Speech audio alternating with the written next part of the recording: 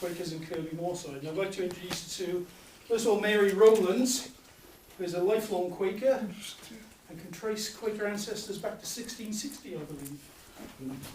I think I'm saying it right, that you're a history graduate of Newham College, Cambridge. Oh dear, I didn't want all that to be Dealing with quality tonight. Mary's had various roles in meetings around the country, and at the moment she's still trustee of Barmore? No, I'm not actually. Oh, you're not? Anymore, but You used to no, be. I was secretary for 30 years. Right. I don't know if you're familiar with Barmore House near Lowell, which is used for Quaker holidays, retreats. And Mary's also written a book, which I'm sure she'll tell you about, the Quakers of Kirkbymoorside District. Our second speaker is Susan Dickinson, who I'm sure some of you know. Susan's been a Quaker for over 30 years. She's also been a magistrate. If she hasn't met any of you professionally.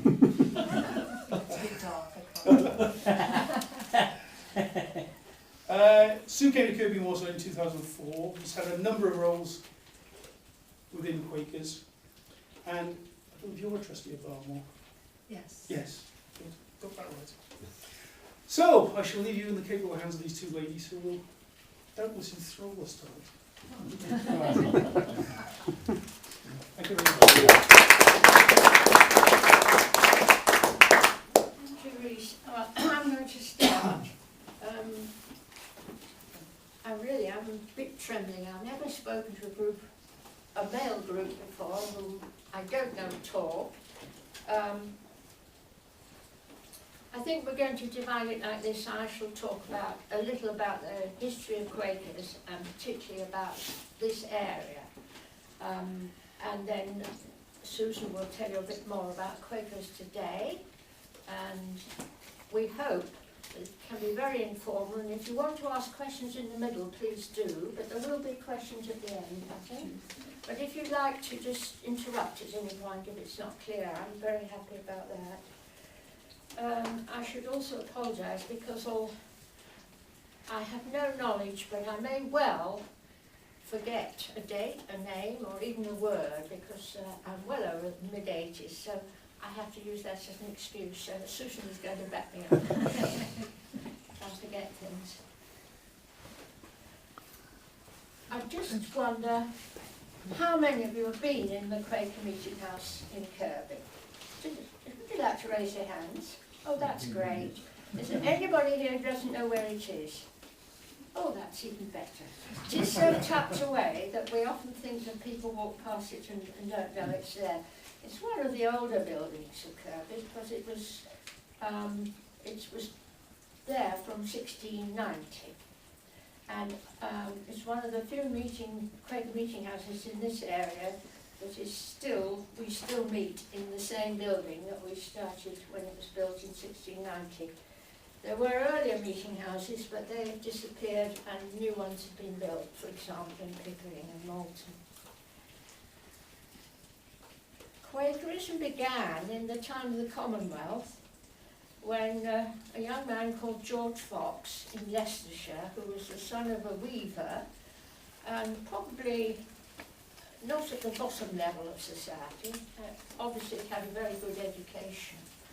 He was very unhappy with the state of the church at that time, and he spent many years wandering around when he wasn't working at his own trade, which was a shoemaker, questioning everybody, but particularly the ministers and priests about religious matters.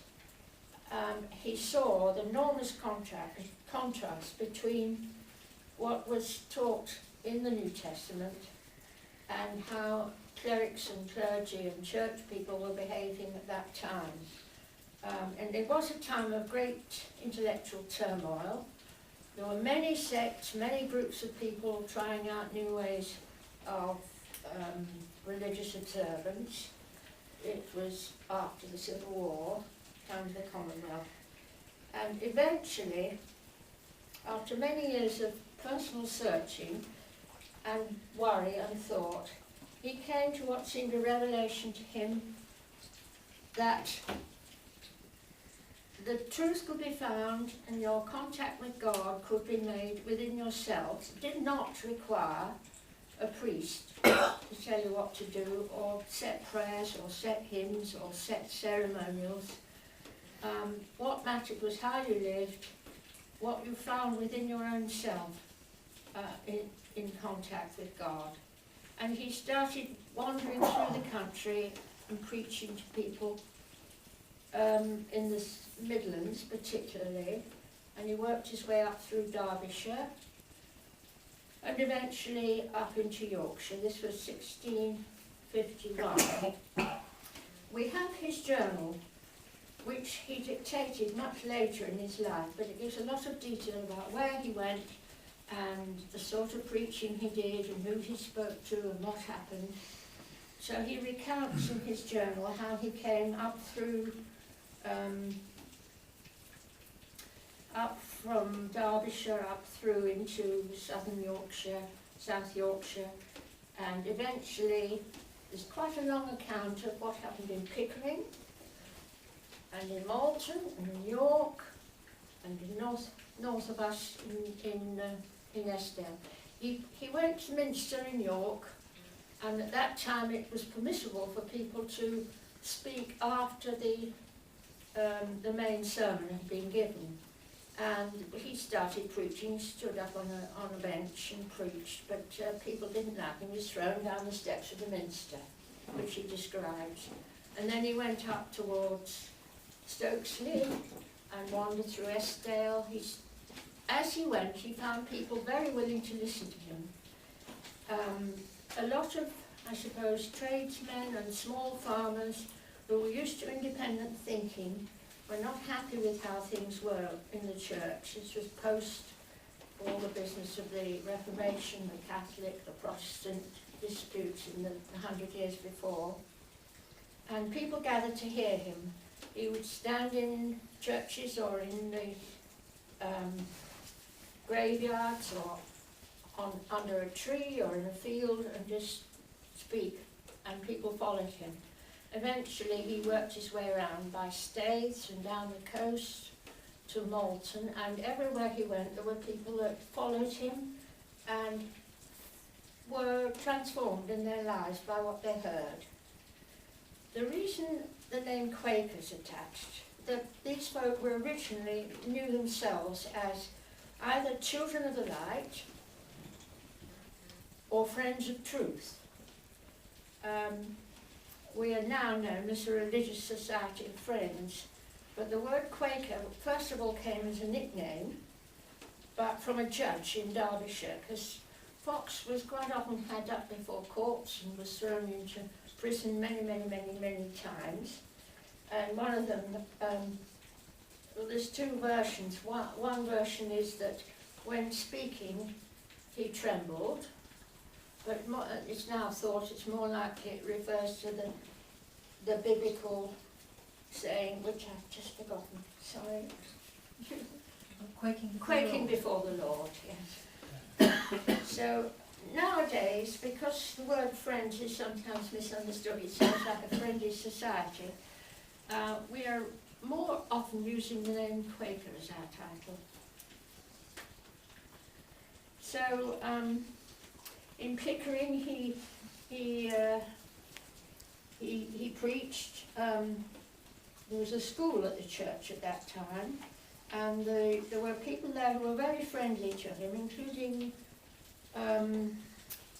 Luke Robinson of Riseborough, who was a magistrate, who was friendly with him and gave him hospitality. I don't think he ever came to Kirkby, although there was one historian who tried to make out that he had, because he referred to going to a place where there was a church in the moors, so he could say it was the Kirkbymoorside, but that I think is not likely to be true. But after he passed on, and he went on eventually across through the Dales over to Westmoreland, and that is where the main conversion of people to his way happened in around about 1652. In fact, he was in this area before that. So there were people left behind who followed on and likewise tried to teach other people that the ceremonies of the church were not essential for your encounter with the divine, that God could be found within you and within your relationships with other people. And they met very often in silence. In those days, they met because they didn't go to church, which was compulsory then. They ran into a lot of trouble. I don't know exactly anything about friends in Kirkby at that time, but there were meetings all over this district and people would ride from all over. There was a man called Roger Hebden in Walton who was a draper, and he was obviously a leader. And there were big meetings, sometimes in orchards or in fields or in people's houses. And I will tell you in a minute why this led to a lot of suffering. We know a certain amount about this time because from fairly early on, Quakers were very, very careful to send up records of the things that happened to them, the reasons why they were persecuted. This was a big persecution between 1650, the end of the Commonwealth, right through until 1689. The Quakers would not pay their dues to the church. They would not pay for paid clergy. They felt that the clergy around them were fairly corrupt at that time. Very often they weren't doing the job at all of leading their people. They would not pay church dues, and there were whole sorts of ways in which they were breaking the law of the state.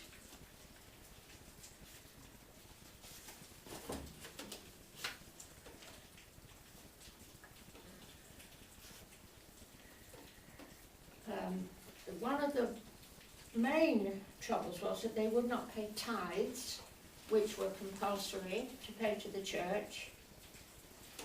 In fact, many of the clergy farmed out the tithes collection, and other people could rent the job of collecting the tithes of the church and make a profit out of it. They would not pay what the priests demanded for burials and so on. They did not believe that you had to be buried in hallowed ground. They would not swear oaths because they stuck to the saying of Christ, swear not at all. And at that time, not swearing an oath was disaster politically because there were several oaths that had to be sworn. One oath of abjuration, the oath of allegiance, the oath of supremacy. This was because of the fear of the return of Catholics. And when you were tendered an oath by a magistrate, you had to swear it. Well, the Quakers wouldn't, because they said, our yea is yea and our nay is nay, and we will not have a double standard. So many of them were thrown into prison for not swearing the oaths that were tendered to them. There were other things too. They wouldn't take off their hats to those who apparently were socially superior to them, because they believed in the equality of all individuals. And that got them into trouble. They spoke to people as though they were equal. Thou, thee is the singular, you is the plural. Well, that offended, because at that time there was stratification of society, and you would never say thou to someone who was superior to you. So they were often, of course, great offence that way as well. What would you say if you met the Queen then, would you? Well, I don't know. You've got your OBE for You mean the Quaker? What would the Quaker say? Well, nowadays that has more or less disappeared, but in those days they would thee and thou. I'm sure they thee and thou Oliver Cromwell, for sure. I mean, actually that was habit. That was Oliver Cromwell time though, wasn't it? Yes. Yeah. Well, and then But on basically, into... there wouldn't be any queen or king. No, but there was when Charles II Yeah. came back, there was... Yeah, after that, yeah.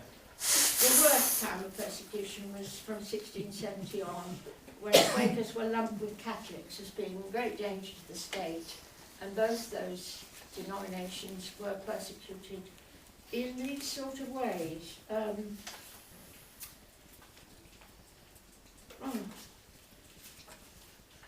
They were, well, first of all, they were fined, and then if they didn't pay their fines, they would be sent to prison.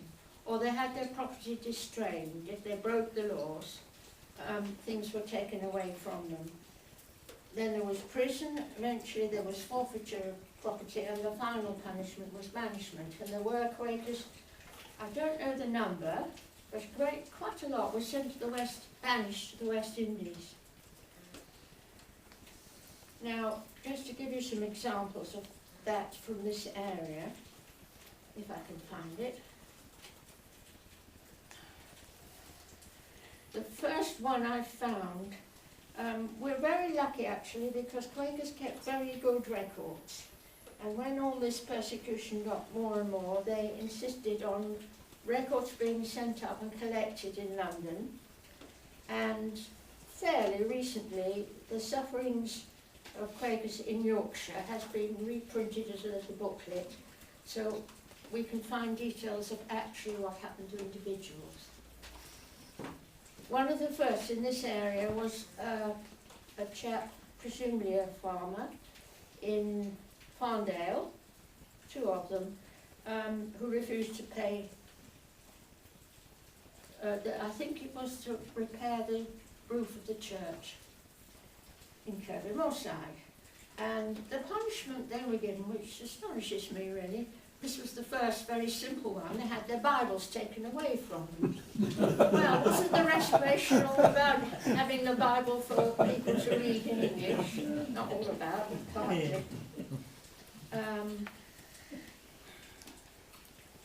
There was a friend in Rosedale called William Wilkinson who was sent to prison in Pickering Castle, and he was there for a year and died there. There was another one who spent 20 weeks in the castle of Pickering.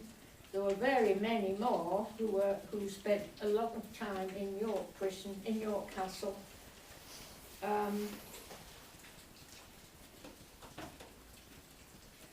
In 1660, there's a note here that in that 2 months in that 1 year, there were 125 Quakers from the North Riding in prison in York, mostly for not paying tithes or not swearing the oath. And a bit later, in the 80s, when it was even fiercer, there were 227 in York all at once, and many of them died there.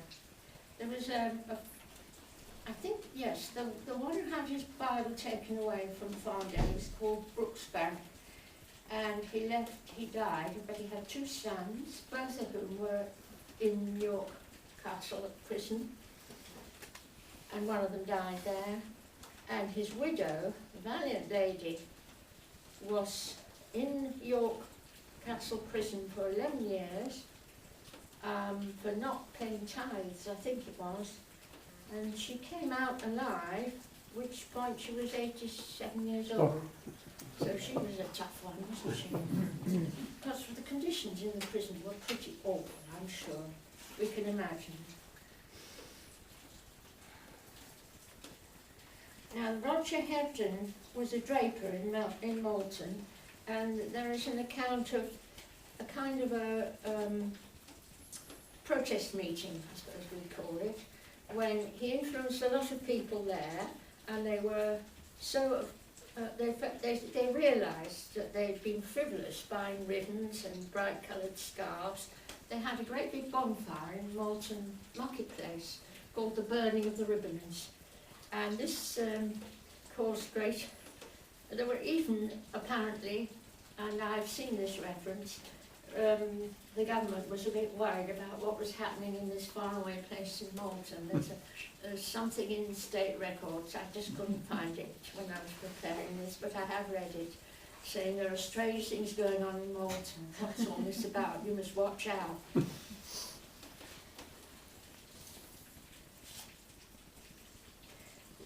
The other thing which they were had up for, well, several others, it was compulsory to take communion at least once a year, and they would not do it because their views on the sacrament were very different from what the church was teaching.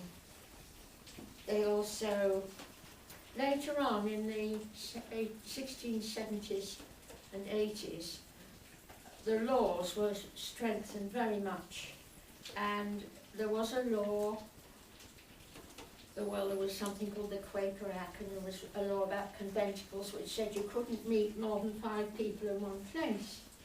And if you met a bigger group than 5, you were fined. And if you had a big gathering in your house, well, more than 5, that's big, it was fined, you were fined again. If you spoke in that meeting, you were fined again. So we have an account of various actual amounts that were taken off people.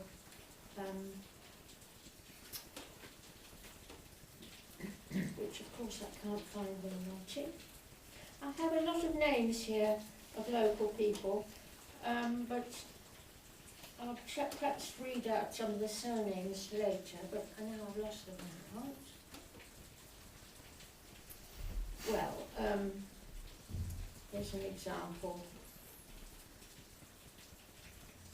At Kingthorpe, near Pickering, probably know where that is, was a Quaker called Stephen Keddy, and he had goods worth £18 taken from him.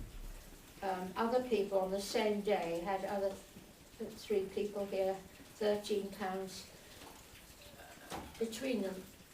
And if you think that they say a horse was worth about £3, then what's a horse worth now? I don't know.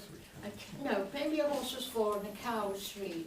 But I'm not a farmer, I have no idea. But if you consider £20 compared with those values, they were really very swingeing fines. And it happened over and over again to the same people, so I really don't know how they managed to carry on their lives at all, some of them.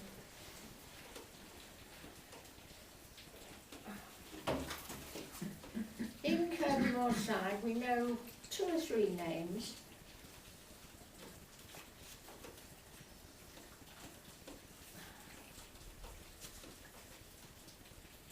There was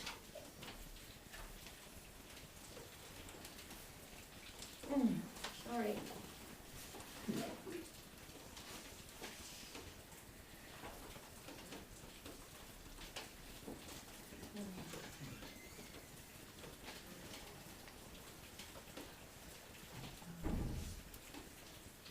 One of them was Henry Wilson. I'll tell you about him in a minute.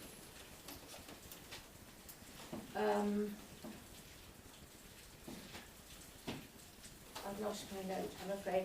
Henry Wilson is interesting because he was put into prison for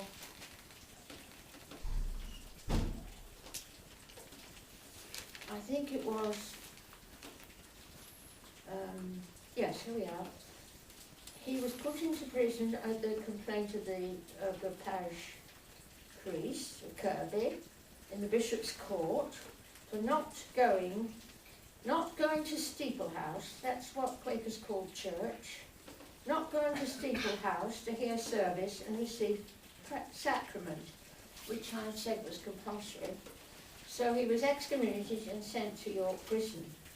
But this is exceptional, and I couldn't first think why. His local neighbours sent up a petition, and after a month he was actually released because of his petition. But it wasn't just his neighbours, it was actually the clergyman himself who said, please release Henry Wilson. This is 1675. These do humbly certify that Henry Wilson of Kirkbymoorside is a quiet neighbour, weak in body, small estate, with a wife and 9 children, that their daily maintenance depends on his liberty in selling coarse country clothes. And therefore we humbly certify that if he be put in prison it will much endanger his life, to the ruin of his family. And this is the point, and may be the charge of this town of Kirkby. So, widow and 9 children that the parish would have to look after. So I think that explains why he was let out. Unfortunately, he didn't live very much longer, only a few months. And he was, in fact, I think the first Quaker to be buried in a little burial ground at Lowner, which some of you may know. I think probably from your faces, most of you. The burial grounds came before the meeting houses because they could not and did not and would not put their deceased friends in graveyards or in hallowed ground. They had to have somewhere.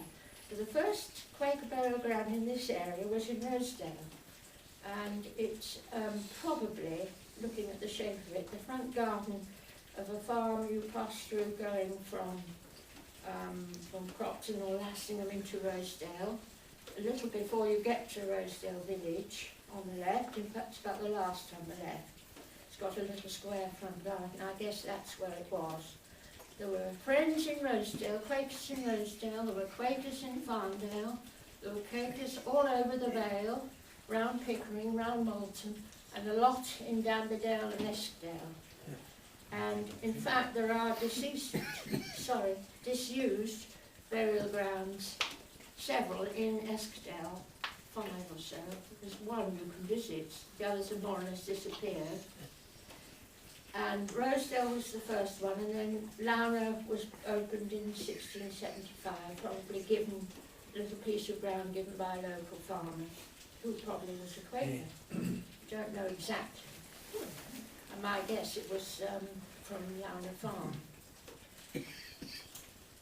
And then there was in fact a meeting house illegally opened in Pickering down near the railway station, which has disappeared. And there was a very early one in Moulton which has disappeared, which I think is where, more or less where Sainsbury's local shop is. People met in each other's houses, or as I say, out of doors. They didn't hide away. They knew that it was against the law. They never hid away. And in the 1670s and 1680s, there were informers going around telling about this. And at one point, informers were able to have part of the fines or the money levied on these poor people. I'm taking too long, I'm afraid. However, let's go on to Kirkbymoorside meeting house. 1689, the Act of Toleration. From that time on, it was legal for dissenters to have their own meeting houses. So 1690 is the date of our meeting house here. It wasn't as it is now. We think that it was probably a single-storey building with thatch and a little stable attached, because everybody would be coming on horseback or walking or coming in a cart. And the building as it is now, which you can see here, was enlarged 100 years later, 1790. It was lifted, the roof was lifted. This was the time when slated roofs were coming in and tiles were coming in, which were made locally. This is a slate roof. But the basis was the same rectangular building. And if you haven't been there, it's you're very, very welcome to visit it.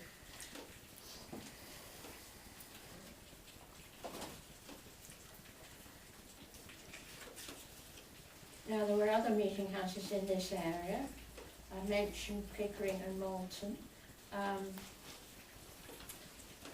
there was also a meeting house in Hole, which is on the west side of the village.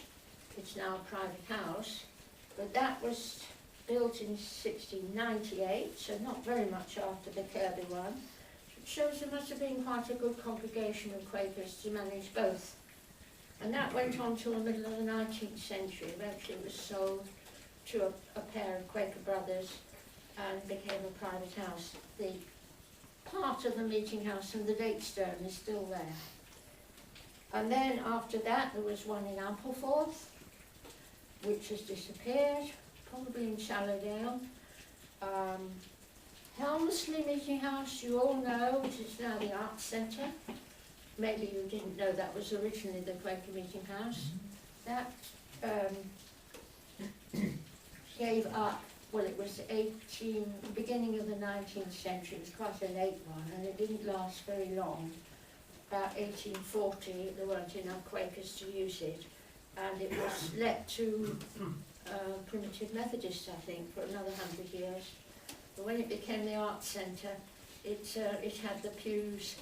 You may remember, some of you, the raked pews left from the chapel. And of course it's been greatly altered since, but the little garden at the back of the Arts Centre is the Quaker burial ground. And it's quite interesting actually that Bradford University excavated and did some research on the bones that were found in that little corner, and found out certain things about the state of health of people. That's a digression really. And there was also a little meeting house which you may have seen if you go up Billsdale. If you go up Billsdale going north, opposite the second left-hand turn into Hornby, just opposite that road that goes down on a little bend, there's a nice little building on the right which you sweep past. That's a Quaker burial ground, which is now a private house, which was in use through the 18th century. And of course there was a big one there was one in Whitley and several over in Eskdale. Well, I've left out quite a few bits, but time's moving on. So, Quakers, unfortunately we don't have a list of members or anything like that to tell us who was a Quaker in the earlier days. I have got a list of families family names, some of whom are fairly familiar, like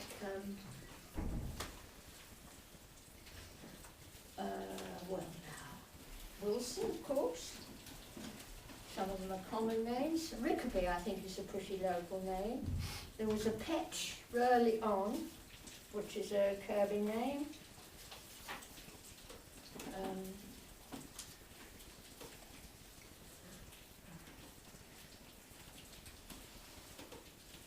Baker, Barker, Brecon, Dunning, Ellaby, Fletcher, Lintoft, Frank, Gamble, Harters, Dick, Johnson, Peacock, Fillmore, Richardson, Rickaby, Robinson, Snowden, Stockton, Ward, Waring, Wilson, Wood. They're all fairly local names, aren't they?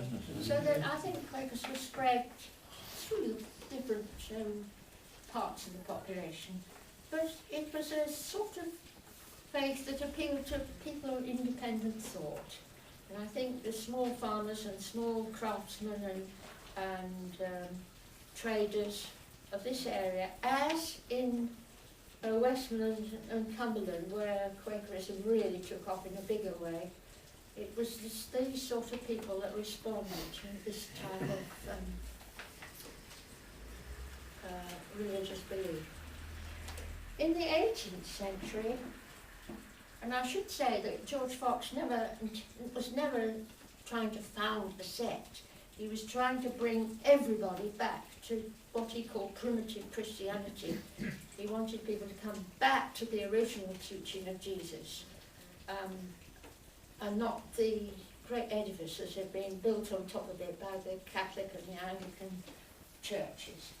But in the 18th century, I think after persecution finished, somehow things narrowed in, and the 18th century Quakers became a much narrower sect.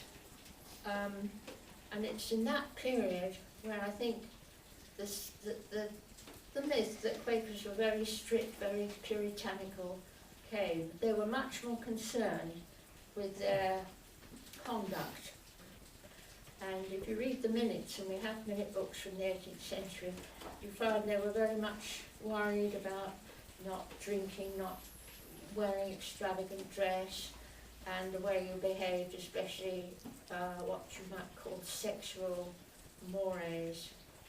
And it's then that Quakers, because they wanted simplicity in dress, they stuck to the old forms of dress, and they got this grey tinge. They wore grey or very simple things. They didn't wear buttons, the men, on their clothes. And there's this picture that people have of the Quaker with a broad-brimmed hat, like that one, there. And I brought my Quaker bonnet that came down my family. That's the latest 18th century Quaker bonnet. And that's the colour they would wear, no ribbons, no colour, just not how they were at the beginning at all.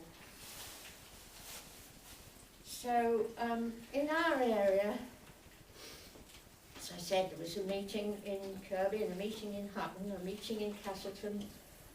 Sometimes they had their business meetings in a farm in Farndale. Kirkby was linked with the bit north towards Castleton and Eskdale Quakers at that time. Nowadays we are more linked to the east of us, the other meetings to the east of us. There were two names that people know who were Quakers in the 18th century in this area. One is John Richardson of Hutton Hole, who was a very well-known Quaker in this area, in what's called Quaker Cottage now in Hutton Hole. And he was very well known because when he was a young man, he had travelled in America for 2 or 3 years, and he was a friend of William Penn. And we have his journal, and I'm very attached to his journal because it's not all of it, some of it I can't read at all. The sermonising in it I find difficult, but the adventure stories are fantastic, and I really enjoy telling people about his adventures riding on horseback round America and his transatlantic voyages. But because he'd been in America as a younger man, he was well known. In the middle of the 18th century, there was a sort of a payback in that Quakers from America who came to England, some of them wanted to see him, and Hutton Hole, little Hutton Hole tucked away in the north, had visitors from America and from Ireland and from all over England coming to see John Richardson as an old man. The other name I might mention is Joseph Ford, whom you know probably as the very clever surveyor who brought water from the moors. He was a Quaker. He was thrown out for misconduct, and Quakers were pretty fierce about getting rid of people who misbehaved. But there he is, and I think he might be mentioned again later. And when we come to the 19th century, in this area, during the 19th century, our meeting in Kirkby gradually shrank. There were various efforts to revive Quakers in Kirkby, especially towards the end in the sort of 1890s. They had mission meetings and so forth. They used to have a mission meeting in Pickering, and one once had 2,000 people there. But a year or two later they tried to revive it and discovered that people were not coming for the mission meeting, but they were coming to go to the alehouses. So they gave it up. In the 20th century, Kirkbymoorside Quaker meeting nearly died. It went down to about 3 members, I think. And there was a wonderful lady called Anne Hartus, who kept it going, very often sitting there by herself, keeping the meeting going on a Sunday morning. And then in the 1930s, various people moved into the area. 1920s actually.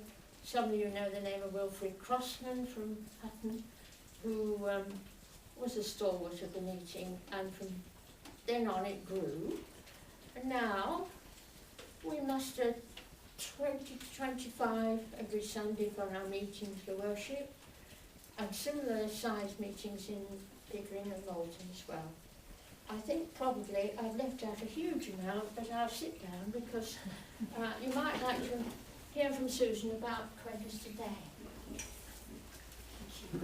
Well, I could have gone on listening to that because I was yes, I think my task is to sort of let you know that Quakers are still alive and well. You've probably gathered from what Mary said that they're an awkward lot, and they still are. But a lot of the things that they believed in right from the beginning are still believed in now. And it's quite interesting, when Rhys introduced me, he said I'd been a magistrate, and Mary mentioned about oaths. And of course, as a magistrate, I had to be sworn in. But now there is absolutely no problem in anybody refusing to actually take the oath and to swear, and you can affirm. And that's been the case for some time, and there was no problem at all. In fact, we were asked, you know, what would we like to do? So, in fact, one of the affirmation things you can say, I as a member of a good people called Quakers, I didn't say that bit, but there's no problem now, and lots of people affirm for various reasons, but Quakers are one of the main recognised groups who are not expected to swear on the Bible. I think it might be interesting just to tell you one or two things about what is happening, what we do as a meeting now, and what happens in this area. And in the area now, the whole country is split up into what we call area meetings. And this one is called Pickering and Hull.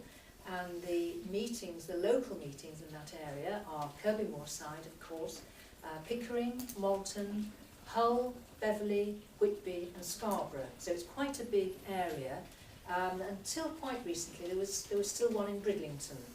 But gradually that shrank to a very small number, and most of Bridlington friends either went to Scarborough or Beverley. But it's quite a large area meeting, and it's very active.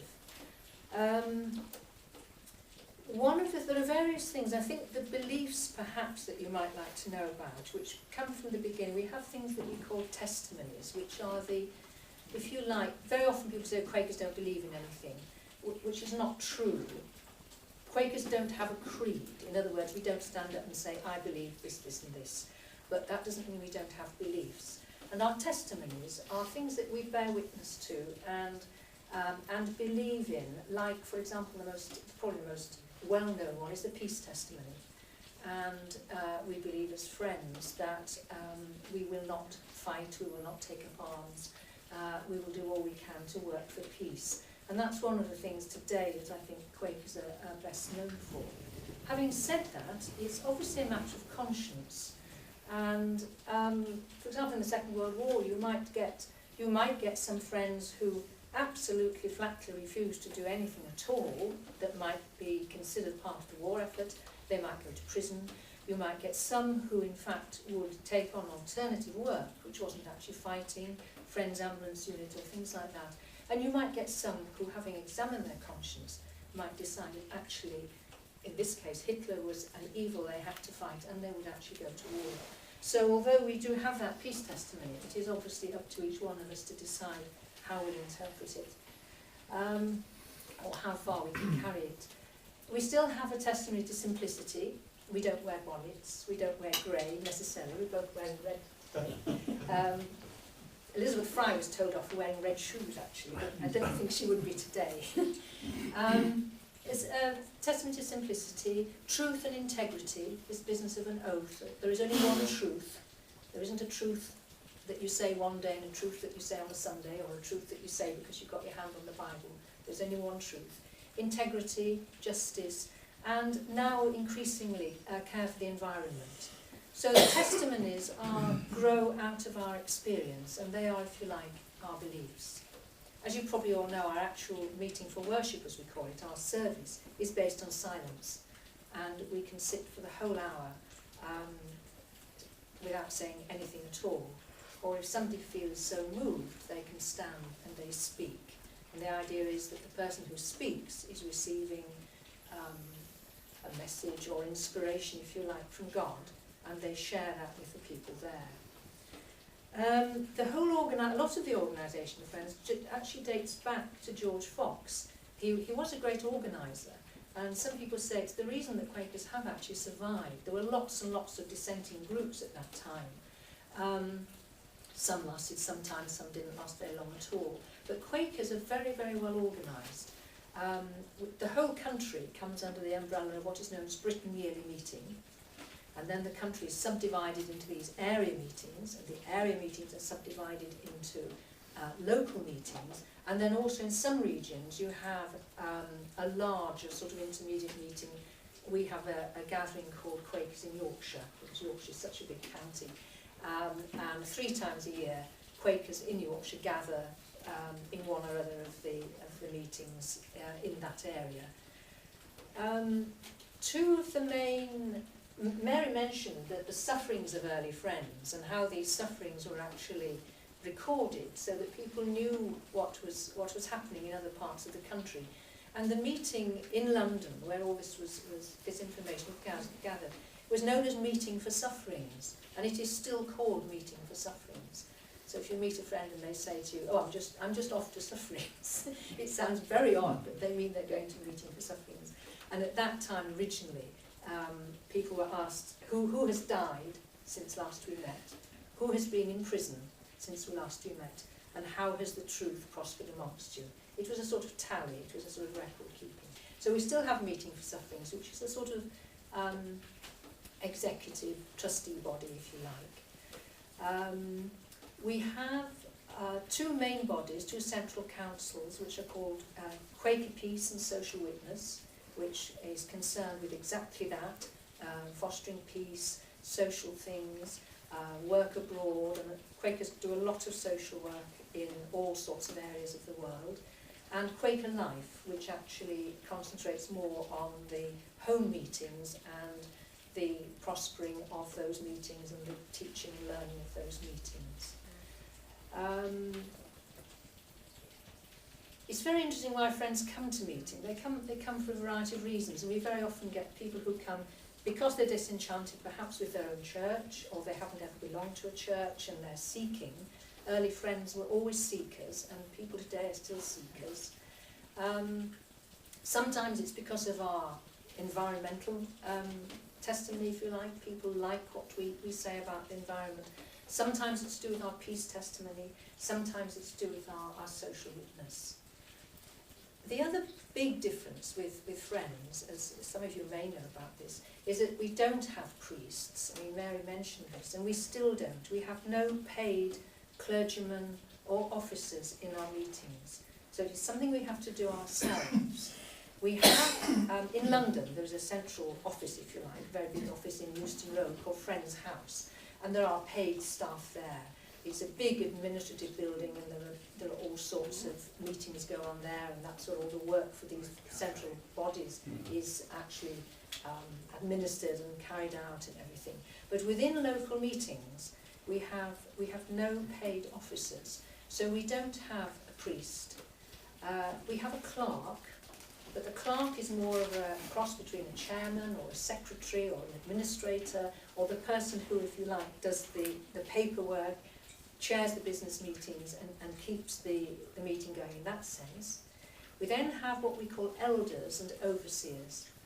And the elders, it is their role really to look over the spiritual life of the meeting, to make sure that the meeting for worship is properly held, that the meeting is properly prepared, and that the learning and education of Friends in the meeting is nurtured, and that when new people come, they are introduced to things and answer their questions, if you like.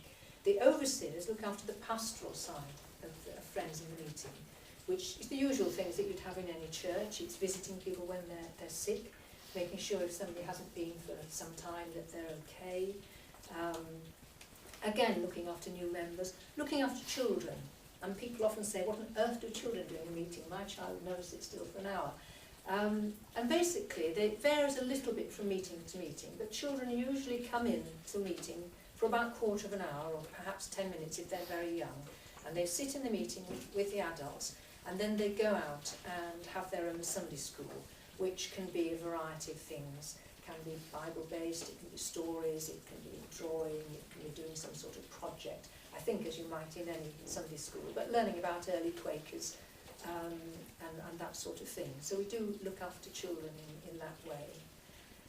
Our numbers are not huge. I think probably there are only about 18,000 fully, I was going to say fully paid up, I don't mean paid up, I mean members of the Religious Society of Friends. But there are a number more, probably up to 24,000, including those we call attenders, who are people who attend our Quaker meetings but for whatever reason haven't actually formally joined.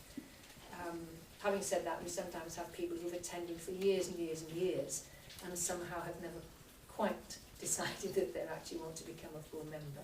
So we're not a huge group. But over the years, I think we have had quite an impact. I mean, you all know about Elizabeth Fry and prison reform and all this sort of thing, and John Bright, the politician. There are a lot of names, William Wilberforce, all these people.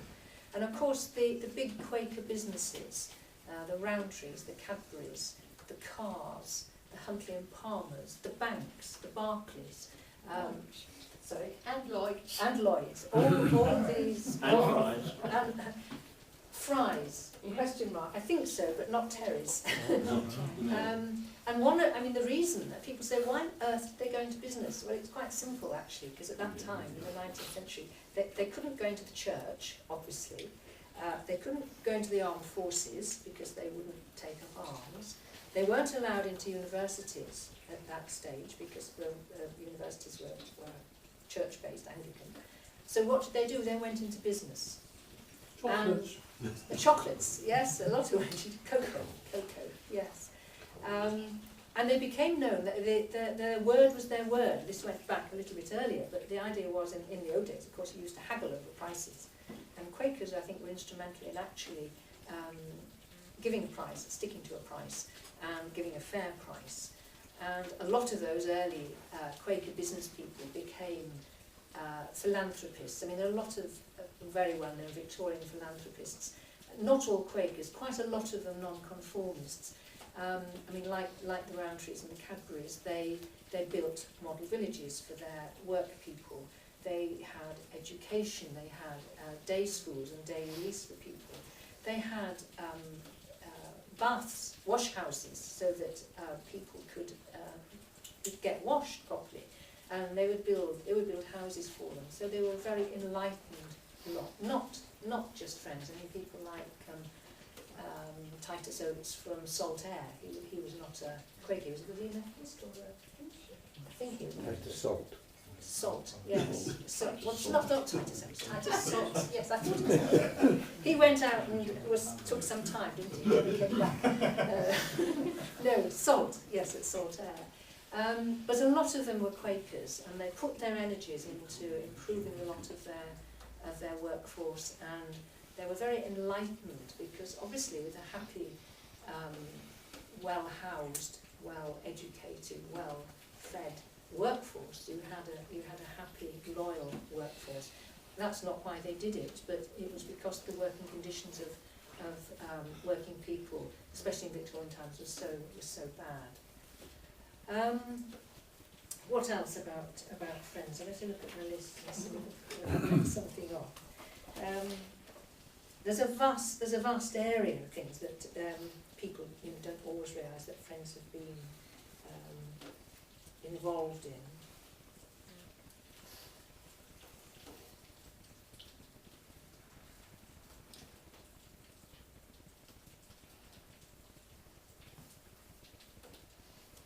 Yes, the other thing is, people often say, well, how do you actually teach yourselves? Because although Quakers were very much Bible-based in the beginning, we don't have clergy.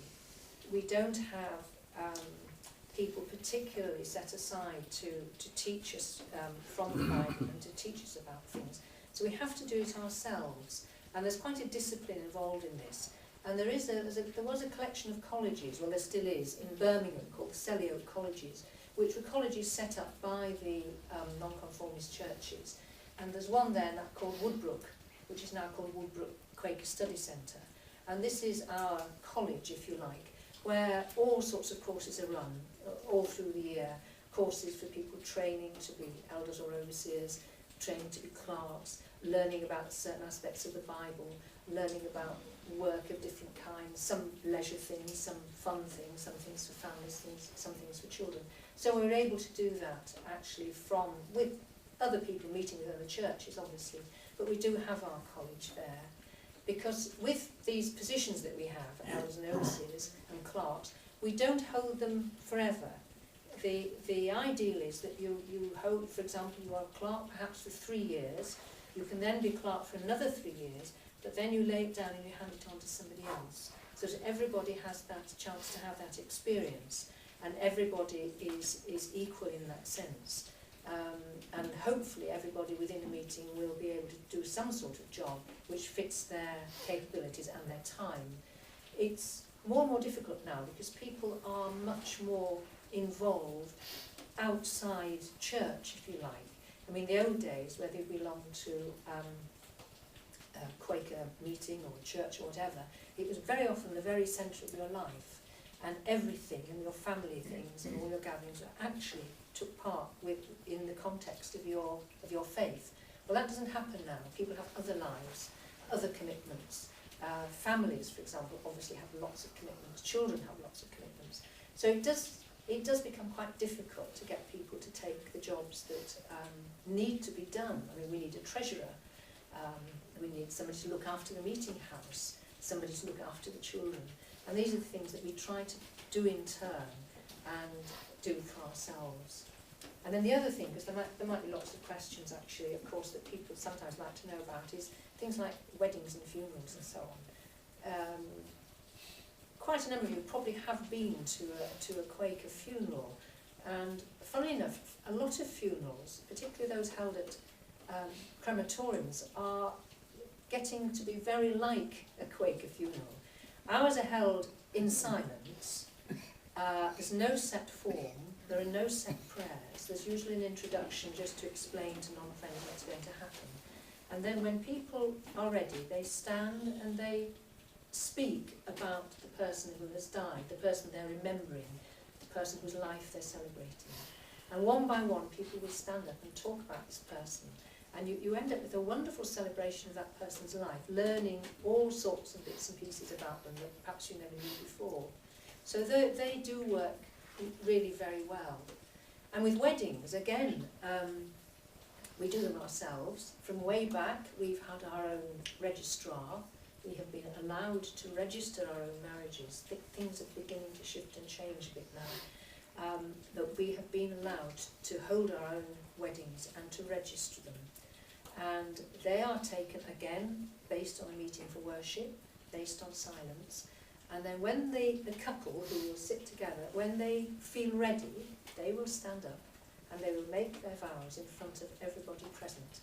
And there's some lovely words, and they say, you know, I take thee, my friend, to be my wife, or to be my husband. And then they sit down and there's some more silence. And children and everybody are there. I've been to weddings where the little children sitting there, often clutching presents and probably thinking, you know, when is this going to end so I can open this present? And then everybody who is there signs the wedding certificate. So you get these wonderful old wedding certificates, which are really big, and I don't know if Mary has one. And everybody present signs them, even the children, and it's there, a record of the wedding and who was there. And they are very, very nice occasions. That comes from the very early days when they had to have a proof that it's proper, because during the Commonwealth there were these civil weddings and they were becoming not clear, but Quakers had to prove that they had done it, and the witnesses were there, and they had to keep the certificates to prove it. Yes.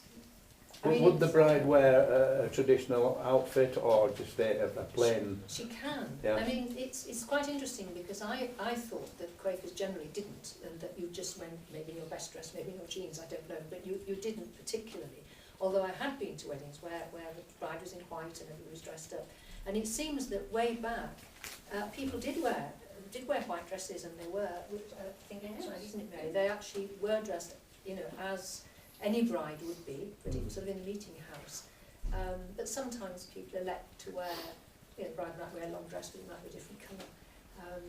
It's very much, we, as I said, we're an awkward lot. I mean, we actually, we make up our minds about things, I think, with thought and prayer, hopefully, and decide. But you can wear wide, you could wear topper tails, the lot, actually. But it's the ceremony that's obviously important. So I think, I mean, there are lots of things, but it seems to me it might be time for questions, or, you know, I'm sure we've left lots out. Are there any questions for Mary?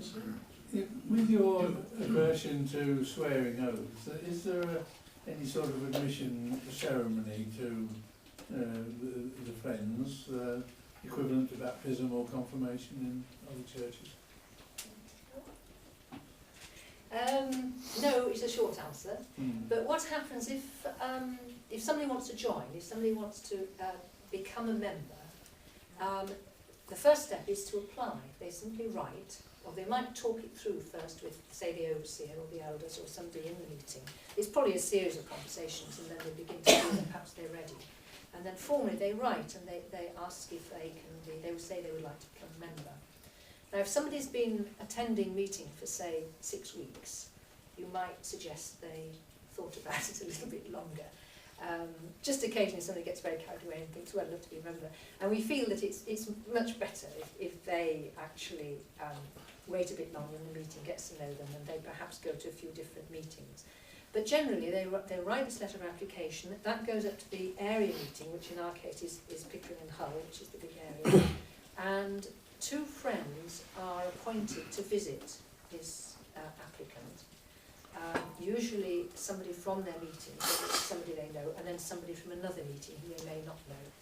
And they meet with them, and they, if you like, they have a conversation with them. It's not an examination, but they talk about probably why they want to join, what their experience is, find out a little bit about them.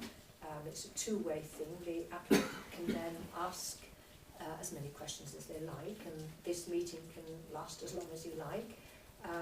The visitors might decide they need another meeting, but in the end they submit a report back to the area meeting, and this area meeting, at the area meeting, the report is read out, and the friends present are asked if they would like this person to be accepted into membership. And in a sense it's as simple as that. And if it's all done properly and is well thought through, and then you get another friend is appointed to go and visit them and welcome them. I don't know if you want to add anything to that, Mary. No. But it's a sort of slowish process, and it's when somebody feels ready. But no oaths, no swearing, no anything like that. Is there a correlation between the Quaker movement and the Shaker movement in America? They do get mixed up, and they weren't the same. Some have nice furniture. Yes. Well, I think the Shakers were the ones that made the nice furniture. Yeah. I don't know a lot about the Shaker movement, I'm afraid, and maybe others here do. There was a woman involved, wasn't there, at the beginning? There's always a woman. There's always a woman involved. I think it was Elizabeth. I've forgotten, I'm sorry. But no, they're not connected, no. The Is it the Shakers, I think, tended to live in communities, didn't they? Yes, Mm. yes. They weren't just spread through the population. No. And did the Shakers not marry out? I mean, I know friends, early friends didn't marry out. In other words, they were. I don't think the Shakers were allowed marriage. I think they were doomed to die They were out doomed to because die, they, that's they, right. they kept women and men dormances in their communities. That's something I left out about the 19th century Quakers. Middle of the 19th century, Quakerism was shrinking, and some intelligent friends realised that this was because, up till then, Quakers were not allowed to marry non-Quakers. And in the minutes of our meeting in Kirkby, there was a lot of people who were disowned for marrying out, or disowned for being baptised. So they had this phrase, being sprinkled, which may offend some of you. But that's what the early Quakers called baptism.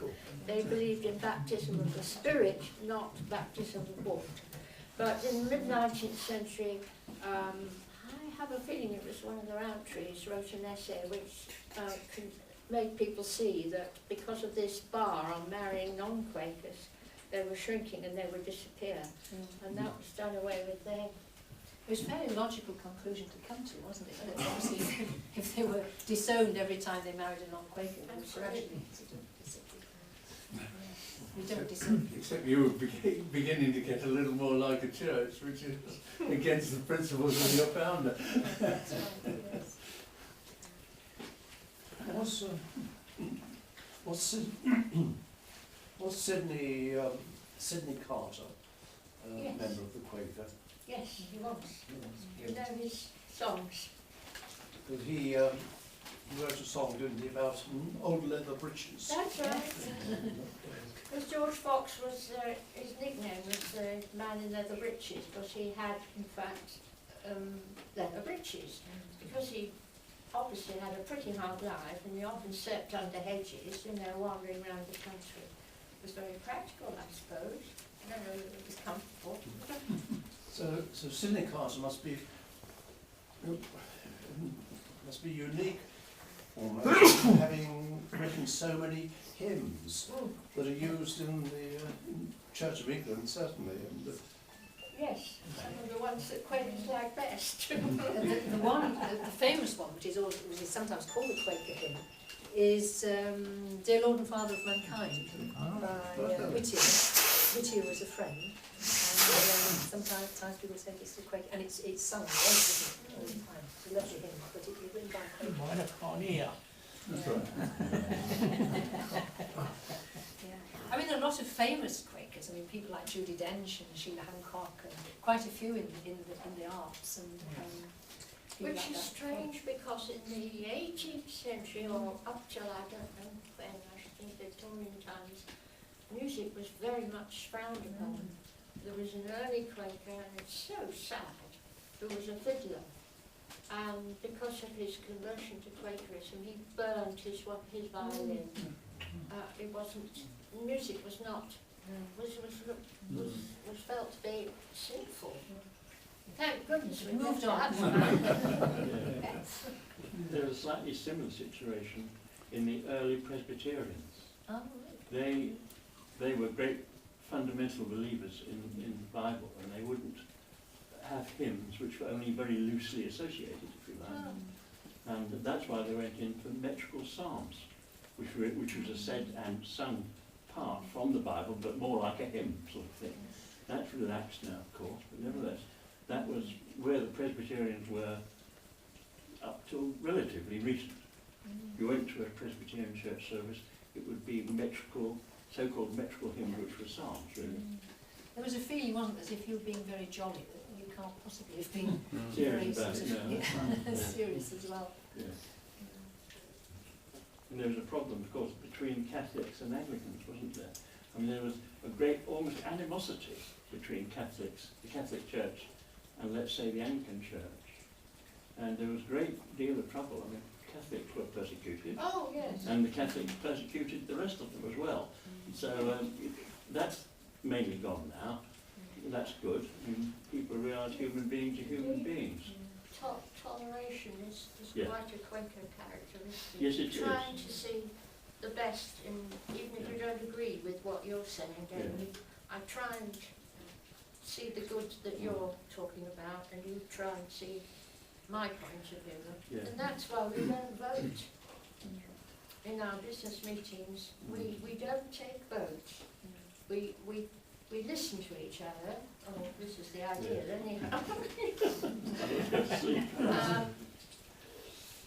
If you have a different point of view, you're able to stand up and give it to if the decision's got to be made. And you listen to each other. And it's a very difficult job of the clerk at the meeting, any sort of business meeting that's going on, to sense what we call the feeling of the meeting, the sense of the meeting, to feel where the decision of the meeting is. We don't ever take votes. It sometimes means a very long time waiting for decisions. That's the downside of it. I think But we when do- a we decision's do- been made, we accept it. Does the clerk ever get it wrong? We do vote politically, just to clarify. Oh, I mean, we no. do take part in Oh, elections. yes, yes, Yeah. that's sort But of we don't take a our vote own in our, business. in our business meetings. So this admission of new members then, I mean, that seemed to imply a vote, the way you No, it described it wasn't. No, it's first, not but vote, no, it's not But voted you- on. you just have to listen to the pros and cons, Yes. the pros speech. And then you get a feeling. And the clerk, or the chairman of the meeting, Yes. decides. The other thing with our business meetings is that we actually, it sounds laborious, but it works quite well. We actually take the minutes during the meeting, Yes. very and important. we write the minutes depending on what we feel is being said. The minute is then read back to the meeting, and anybody there can say, actually, we haven't got that quite right, so would you mind changing such and such a word? And then the clerk will say, is this minute acceptable? And when the whole meeting has said, yes, that's fine, and usually it doesn't take a lot of, I mean, for big decisions it's difficult, but for record, you know, for sort of routine things it's okay. And then when the meeting is happy that the minute is right and properly reflects what was discussed, that minute is then, can't be changed. So when the clerk goes home to write at the minute, she has to, or he has to write exactly what was agreed in the meeting. And although it's hard in the meeting, it's actually much easier when you get home, because you don't have to stop and think what you can say. You just write the minute, and it works very well. It can be cumbersome, but generally it works very well. Are there still Quaker burial grounds? Are they still used as such? Some of them are, aren't Oh, they? yes, there are. I mean, Lambert Some still is.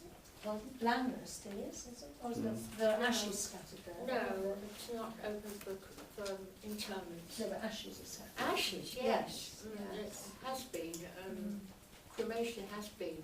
I think from now on, I can see that there's going to be a change amongst Quakers because of the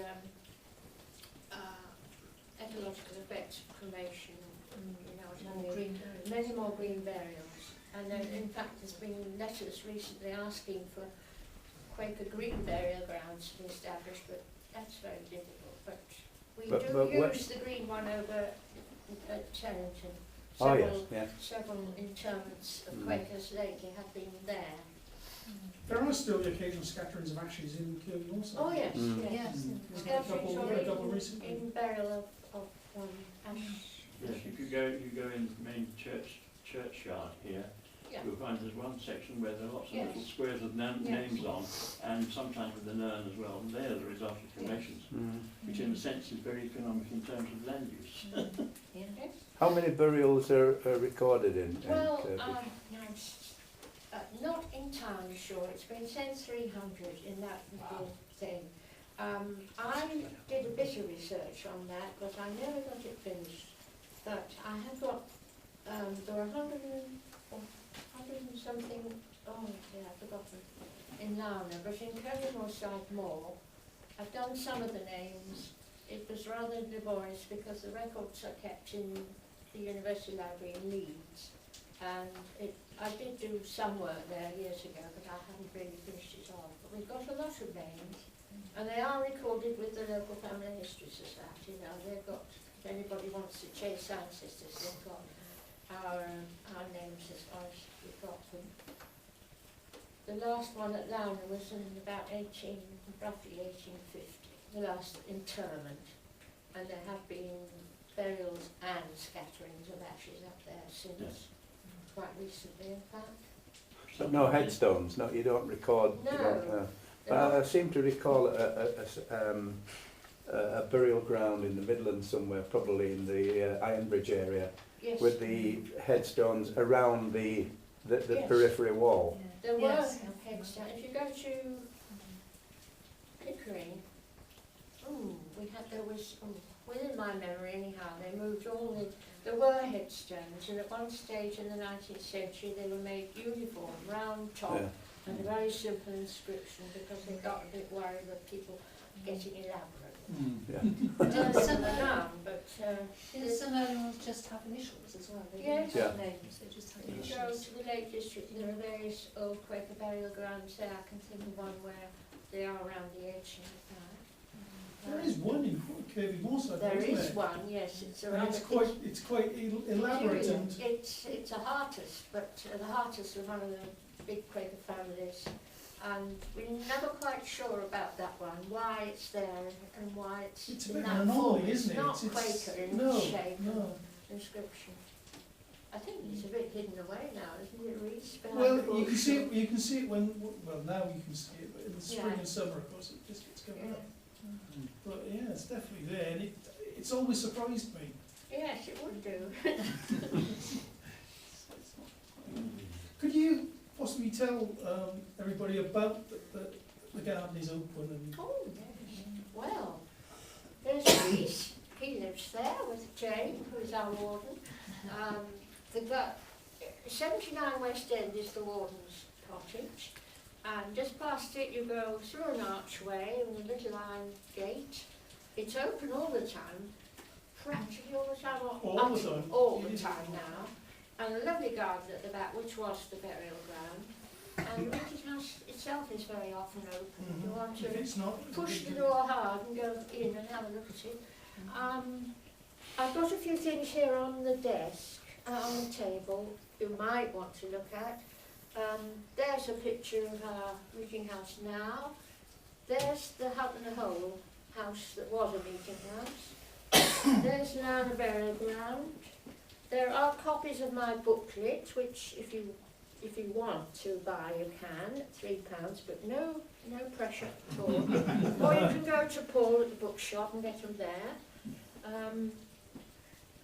Yes, I'm sure, only if anybody would like to ring up, and Jane, I'm sure, would be happy to just go knock the door. round. Just knock the door. Knock on the door. But the garden's open all the time, and it It's really lovely is a garden lovely, in summer. peaceful place. If you just want 5 minutes to yourself, Yeah. I can recommend it. I have to go down there in the summer with a cup of coffee. And Oh, yeah. And there are benches to sit on, and yes, it's a really nice quiet corner tucked in behind West End. Are there any more questions? Right, well, thank you, Mary, thank you, Sue, and I just ask Tony to give the doctor thanks. And you were drawn the short straw. Make it short then. With respect, ladies, thank you both very much for a very informative talk. I was pleased to hear, Mary, that I worked for a bank that had Quaker connection. It wasn't very evident at the time.